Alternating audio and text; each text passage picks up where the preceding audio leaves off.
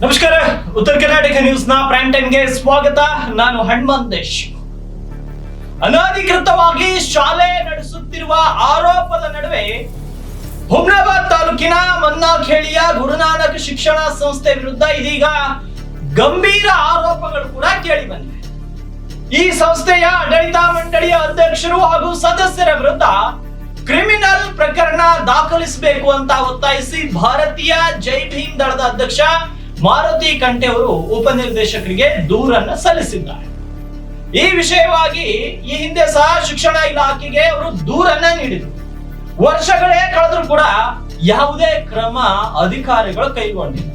ಇದೀಗ ಯಾಕೆ ಹೀಗಾಗ್ತಾ ಇದೆ ಅನ್ನೋದು ಹಲವು ಅನುಮಾನಗಳಿಗೆ ಕಾರಣವಾಗಿದೆ. ಮಕ್ಕಳ ಭವಿಷ್ಯದೊಂದಿಗೆ ಚೆಲ್ಲಾಟವಾಡುತ್ತಿರುವಂತಹ ಈ ಅನಧಿಕೃತ ಶಾಲೆಯ ವಿರುದ್ಧ ಕಠಿಣ ಕ್ರಮ ಕೈಗೊಳ್ಳಬೇಕಾದಂತ ಅಧಿಕಾರಿಗಳು ಮೌನ ವಹಿಸಿರುವುದು ಸಾರ್ವಜನಿಕರಲ್ಲಿ ಅಸಮಾಧಾನ ಮೂಡಿಸಿದೆ. ಇವತ್ತು ಮಾರುತಿ ಕಂಠೆ ದೂರು ನೀಡುವಂತಹ ಸಂದರ್ಭದಲ್ಲಿ ಅನಧಿಕೃತವಾಗಿ ಶಾಲೆ ನಡೆಸುತ್ತಿರುವ ಸಂಸ್ಥೆಯ ವಿರುದ್ಧ ತಕ್ಷಣ ಕ್ರಿಮಿನಲ್ ಪ್ರಕರಣ ದಾಖಲಿಸಬೇಕು ಮಾತ್ರವಲ್ಲ, ನಿರ್ಲಕ್ಷ್ಯ ತೋರಿದ ಸಂಬಂಧಪಟ್ಟ ಅಧಿಕಾರಿಗಳ ವಿರುದ್ಧವೂ ಕೂಡ ಶಿಸ್ತಿನ ಕ್ರಮ ಕೈಗೊಳ್ಳಬೇಕು ಅಂತ ಸ್ಪಷ್ಟವಾಗಿ ಉಲ್ಲೇಖಿಸಿದ್ದಾರೆ ಪತ್ರದಲ್ಲಿ. ಇದು ಕೇವಲ ಒಂದು ಸಂಸ್ಥೆ ವಿಚಾರವಲ್ಲ, ಶಿಕ್ಷಣ ವ್ಯವಸ್ಥೆಯ ವಿಶ್ವಾಸಾರ್ಹತೆಯ ಪ್ರಶ್ನೆ ಆಗಿದೆ. ಇನ್ನೊಂದೆಡೆ ನಮ್ಮ ವಾಹಿನಿ ಕೂಡ ಕಳೆದ 10 ದಿನಗಳಿಂದ ಈ ವಿಷಯವನ್ನ ನಿರಂತರವಾಗಿ ಬೆಳಕಿಗೆ ತರ್ತಾನೆ ಇದೆ. ಉತ್ತರ ಕರ್ನಾಟಕ ಸುದ್ದಿವಾಹಿನಿಯ ವರದಿಗಳಿಗೂ ಕೂಡ ಸಂಬಂಧಪಟ್ಟ ಅಧಿಕಾರಿಗಳು ಕೇವಲ ಭರವಸೆಗಳನ್ನೇ ನೀಡ್ತಾ ಇದ್ದಾರೆ. ಸರ್ ಮಾಡ್ತೀವಿ, ನೋಡ್ತೀವಿ, ನಾಳೆ ಮಾಡ್ತೀವಿ, ನಾಡಿದ್ದು ಮಾಡ್ತೀವಿ, ನಾಳೆ ಶನಿವಾರ, ನಾಡಿದ್ದು ಭಾನುವಾರ. ಆದ್ರೆ ಭರವಸೆಗಳು ಕಾರ್ಯರೂಪಕ್ಕೆ ಬಾರದೇ ಇರುವುದು ಮತ್ತಷ್ಟು ಪ್ರಶ್ನೆಗಳಿಗೆ ಕಾರಣವಾಗಿದೆ.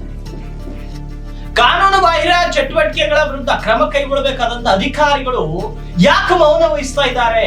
ಪ್ರಭಾವಿ ಶಿಕ್ಷಣ ಸಂಸ್ಥೆಯ ಒತ್ತಡವಿದೆಯೋ ಅಥವಾ ಮಾಮೂಲೇನಾದ್ರೂ ಬರ್ತಾ ಇದೆಯೋ ಅಥವಾ ಇನ್ಯಾವುದಾದ್ರೂ ಕಾರಣಗಳು ಈ ಪ್ರಕರಣವನ್ನ ನಿರ್ಲಕ್ಷ್ಯ ಮಾಡ್ಲಿಕ್ಕೆ ಕಾರಣವಾಗ್ತಾ ಇದೆ? ಈ ಪ್ರಶ್ನೆಗಳು ಇದೀಗ ಸಾರ್ವಜನಿಕ ವಲಯದಲ್ಲಿ ಕೇಳಿ ಬರ್ತಾರೆ. ನೀವು ಮಾತಾಡೋದಲ್ಲ, ಜನರೇ ಮಾತಾಡ್ತಾರೆ. ಈ ಹಿನ್ನೆಲೆ ತಕ್ಷಣ ಕ್ರಮ ಕೈಗೊಳ್ಳದಿದ್ರೆ ಉಪನಿರ್ದೇಶಕರ ಕಚೇರಿಯ ಎದುರು ಹೋರಾಟ ನಡೆಸುವುದಾಗಿ ಮಾರುತಿ ಕಂಠೆ ಎಚ್ಚರಿಕೆಯನ್ನು ಕೂಡ ನೀಡಿದ್ದಾರೆ.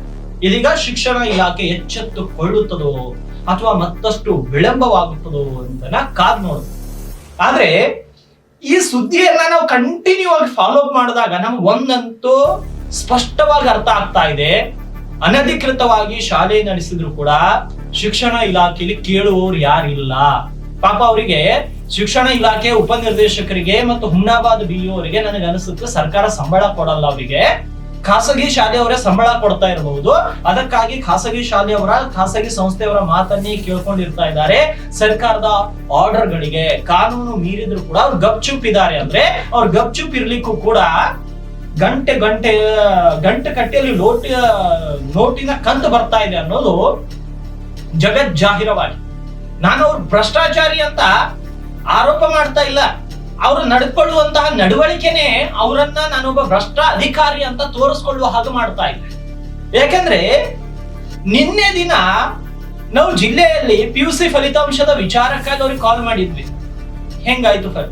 ಅದಕ್ಕೂ ಕಾಲ್ ರಿಸೀವ್ ಮಾಡಲ್ಲ. ಅಂದ್ರೆ ಉತ್ತರ ಕರ್ನಾಟಕದವ್ರು ಕಾಲ್ ಮಾಡಿದ್ರೆ ಈ ಗುರುನಾನಕ್ ಶಿಕ್ಷಣ ಸಂಸ್ಥೆ ಬಗ್ಗೆನೆ ಕೇಳ್ತಾರೆ, ಅದು ಫಾಲೋ ಅಪ್ ಮಾಡಂತಾರೆ ಅಂತ ಅಷ್ಟೊಂದು ಭಯ ಬಿದ್ದು ಉಪನಿರ್ದೇಶಕರು ಫೋನ್ ಪಿಕ್ ಮಾಡಲ್ಲ. ಅಂದ್ರೆ ಆ ಫೋನ್ಗಳು ತಗೊಂಡು ಹೋಗಿ ಚರಂಡಿ ಇರುತ್ತಲ್ಲ, ಚರಂಡಿಯಲ್ಲಿ ಬೀಸಾಡ.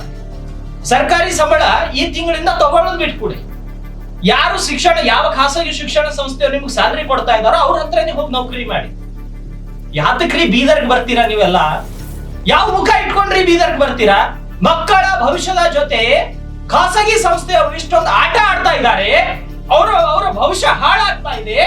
ಅದ್ರ ಬಗ್ಗೆ ಗಮನ ಹರಿಸೋದನ್ನ ಬಿಟ್ಟು ಫೋನ್ಗಳನ್ನ ಸ್ವಿಚ್ ಆಫ್ ಮಾಡೋದು, ಫೋನ್ ಪಿಕ್ ಮಾಡದೇ ಇರೋದು, ಇವು ಲಕ್ಷಣಗಳು ಇದು ಸರ್ಕಾರಿ ಅಧಿಕಾರಿಯ ಲಕ್ಷಣನ? ಕೆಲಸ ಮಾಡ್ಲಿಕ್ಕೆ ಆಗಿಲ್ಲ ಅಂದ್ರೆ ಹೋಗ್ರಿ, ನೌಕರಿ ಬಿಟ್ಟು ಹೋಗಿ ರಾಜಕಾರಣ ಮಾಡಿ. ಇಲ್ಲ ಯಾರ್ದಾದ್ರು ಗುಲಾಮ್ಗಿರಿ ಮಾಡೋಕ್ ಹೋಗಿ ನೌಕರಿ ಬಿಟ್ಟು. ಯಾವ ಪುರುಷಾರ್ಥಕ್ರಿ ಬೀದರ್ಗೆ ಬರ್ತೀರಾ?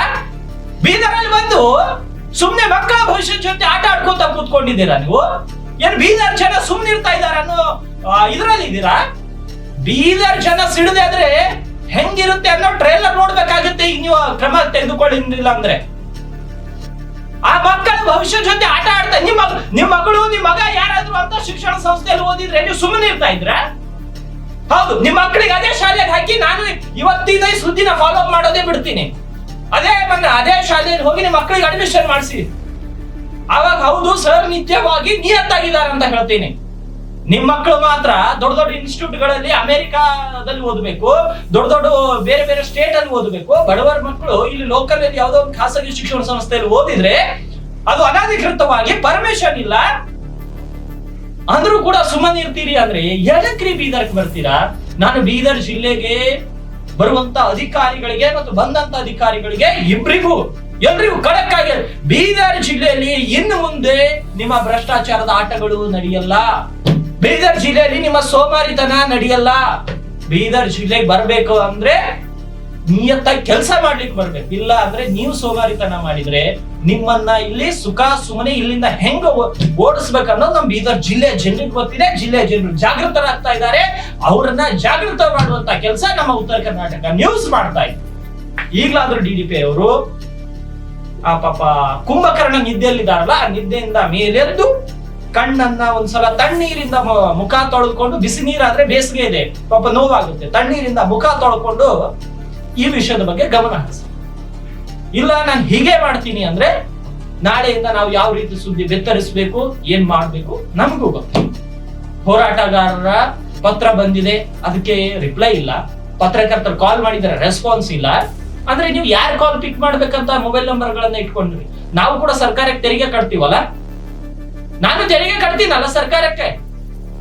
ನೀವು ನಮ್ಮಗಳ ಕಾಲೇ ಪಿಕ್ ಮಾಡಲ್ಲ, ನಮ್ಮ ವರದಿಗಾರರ ಕಾಲ್ ಪಿಕ್ ಮಾಡಲ್ಲ ಅಂದ್ರೆ ನಿಮ್ಗೆ ಸಂಬಳ ಯಾಕೆ ಕೊಡ್ಬೇಕು?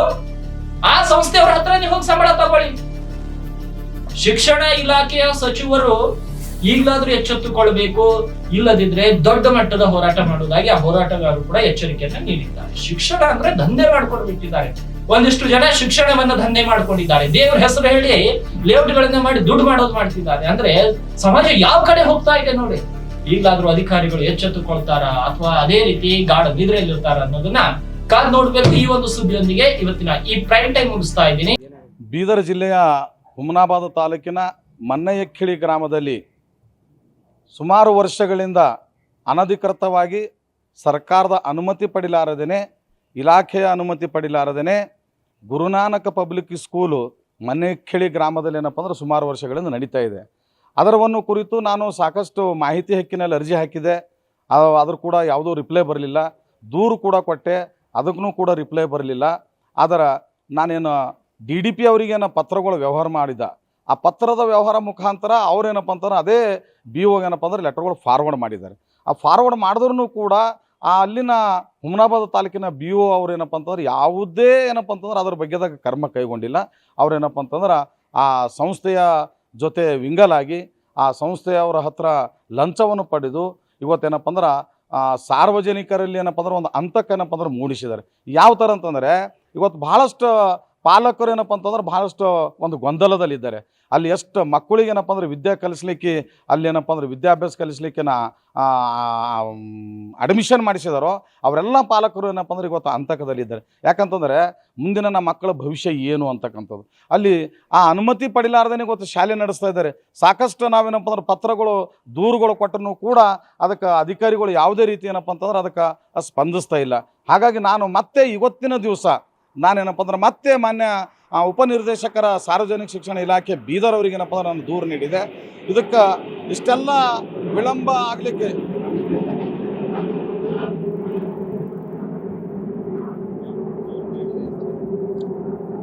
ಒಂದೂವರೆ ವರ್ಷದಿಂದ ನಾನು ಸತತವಾಗಿ ಮಾಹಿತಿಯಕ್ಕಾಗಲಿ ದೂರಾಗಲಿ ಕೊಡ್ತಾ ಇದ್ದೇನೆ. ಇದಕ್ಕೆ ವಿಳಂಬ ಆಗಲಿಕ್ಕೆ ಕಾರಣ ಏನು ಅಂತಕ್ಕಂಥದ್ದು ನಾನೇನಪ್ಪ ಅಂದ್ರೆ ಇವತ್ತಿನ ಒಂದು ದೂರಿನಲ್ಲಿ ಉಲ್ಲೇಖ ಮಾಡಿದೆ. ನಾನು ಕೂಡಲೇ ಒಂದು ವಾರದ ಒಳಗಾಗಿ ಅಲ್ಲಿನ BO ಅವರೇನಪ್ಪ ಅಂದ್ರೆ ಅಮಾನತ್ ಆಗಬೇಕು. ಆ ಗುರುನಾನಕ ಪಬ್ಲಿಕ್ ಸ್ಕೂಲ್ ಮನ್ನಯಕ್ಕಿಯ ಆ ಅಧ್ಯಕ್ಷ ಸಂಸ್ಥೆಯ ಒಂದು ಸದಸ್ಯ ಮಂಡಳಿ ಮೇಲೆ ಕೂಡಲೇ ಏನಪ್ಪ ಅಂದ್ರೆ ಕ್ರಿಮಿನಲ್ ಕೇಸ್ ಆಗಬೇಕು. ಮತ್ತು ಸಾರ್ವಜನಿಕರು ಏನೋ ವಿದ್ಯಾ ಕಲಿಸ್ಲಿಕ್ಕೇನೋ ತನ್ನ ಮಕ್ಕಳಿಗೆ ಪೋಷಕರು ಏನಲ್ಲಿ ದಾಖಲು ಮಾಡಿದಾರೋ ಆ ಮಕ್ಕಳಿಗೆ ಸರಿಯಾಗಿ ಏನಪ್ಪ ಅಂದ್ರೆ ನ್ಯಾಯ ಸಿಗಬೇಕು ಅಂತಕ್ಕಂಥದ್ದು ಏನಪ್ಪ ಅಂದ್ರೆ ನನ್ನದೊಂದು ಹೋರಾಟ ಆಗಿದೆ. ಆ ಹೋರಾಟಕ್ಕೆ ನನಗೆ ಒಂದು ವೇಳೆ ಈ ಅಧಿಕಾರಿಗಳು ಸ್ಪಂದಿಸಿಲ್ಲ ಅಂದರೆ ನಾನೇನಪ್ಪ ಅಂದ್ರೆ ಮುಂದೆ ಬರತಕ್ಕಂಥ ದಿನಗಳಲ್ಲಿ ನಾನು ಭಾಳಷ್ಟು ಈ ಪಾಲಕ ಪೋಷಕರಿಗೆ ಏನಪ್ಪ ಅಂದ್ರೆ ತಗೊಂಡು ಸಾರ್ವಜನಿಕರ ಜೊತೆಯಲ್ಲಿ ಏನಪ್ಪ ಅಂದ್ರೆ ನಾನು ಭಾಳ ದೊಡ್ಡ ಹೋರಾಟ ಮಾಡಬೇಕಾಗ್ತದೆ ಅಂತಕ್ಕಂಥದ್ದು ನಾನು ಈ ಮಾಧ್ಯಮದ ಮುಖಾಂತರ ನಾನು ಹೇಳಕ್ಕೆ ಇಷ್ಟಪಡ್ತೀನಿ. ಈಗ ಸತತವಾಗಿ ಒಂದು ವಾರ ಗಂಟಲೆ ಇವತ್ತು ಉತ್ತರ ಕರ್ನಾಟಕ ಒಂದು ಮಾಧ್ಯಮ ಮುಖಾಂತರ ಭಾಳಷ್ಟು ಏನಪ್ಪ ಅಂತಂದ್ರೆ ನ್ಯೂಸ್ ಆಗಿದೆ. ಆದ್ರೂ ಕೂಡ ಅಧಿಕಾರಿಗಳು ಏನಪ್ಪ ಅಂತಂದ್ರೆ ಅವರು ಯಾವ ಥರ ಸುಮ್ಮ ಕುಂತೀರ ಅಂದರೆ ಈ ಹಂದಿದ ಚರ್ಮ ಯಾವ ಥರ ದಪ್ಪ ಇರ್ತೀವಲ್ಲ ಆ ಥರ ಏನಪ್ಪ ಅಂದ್ರೆ ಈ ಅಧಿಕಾರಿಗಳದ ಚರ್ಮ ಕೂಡ ಅದೇ ಥರ ದಪ್ಪಾಗಿದೆ ಅಂತಕ್ಕಂಥದ್ದು ಏನಪ್ಪ ಅಂದ್ರೆ ಇವತ್ತು ನನಗೆ ಕಂಡು ಬರ್ತಾ ಇದೆ. ಸತತವಾಗಿ ಉತ್ತರ ಕರ್ನಾಟಕ ಒಂದು ನ್ಯೂಸ್ದಲ್ಲಿ ಒಂದು ವಾರದಿಂದ ಏನಪ್ಪ ಅಂತಂದ್ರೆ ಏನು ನ್ಯೂಸ್ ಬಿತ್ತರಿಸ್ತಾ ಇದೆ. ಆದ್ರೂ ಕೂಡ ಇಷ್ಟೊಂದು ಅಧಿಕಾರಿಗಳು ಇದಕ್ಕೆ ಈ ಕಡೆ ಯಾವುದು ಥರದ ಕಿವಿ ಕೊಡ್ತಾ ಇಲ್ಲ ಅಂತಂದರೆ ನನಗೇನು ಇವತ್ತು ಒಂದು ಹಂತಕ್ಕೆ ಕಾಡ್ತಾ ಇದೆ ಅಂದರೆ ಇವತ್ತು ಆ ಒಂದು ಸಂಸ್ಥೆಯ ಜೊತೆಯಲ್ಲಿ ಅಲ್ಲಿನ BO ಅಲ್ಲಿ ಏನಪ್ಪ ಅಂತಂದ್ರೆ ಇರ್ತಕ್ಕಂಥ BO ಆಗಲಿ ಅಲ್ಲಿಂದ ಸಿಬ್ಬಂದಿಗಳಾಗಲಿ ಅವ್ರ ಜೊತೆಲಿ ಏನಪ್ಪ ಅಂದ್ರೆ ವಿಂಗಲಾಗಿ ಅವ್ರ ಹತ್ರ ಲಂಚ ಪಡೆದು ಏನಪ್ಪ ಅಂತಂದ್ರೆ ಅನಧಿಕೃತವಾಗಿ ಏನಪ್ಪ ಅಂದ್ರೆ ಶಾಲೆ ನಡೆಸಲಿಕ್ಕೆ ಅವ್ರು ಏನಪ್ಪ ಅಂದ್ರೆ ಅನುವು ಮಾಡಿಕೊಟ್ಟಿದ್ದಾರೆ ಅಂತಕ್ಕಂಥದ್ದು ನನಗೇನಪ್ಪ ಅಂದ್ರೆ ಕಂಡು ಬರ್ತಾ ಇದೆ.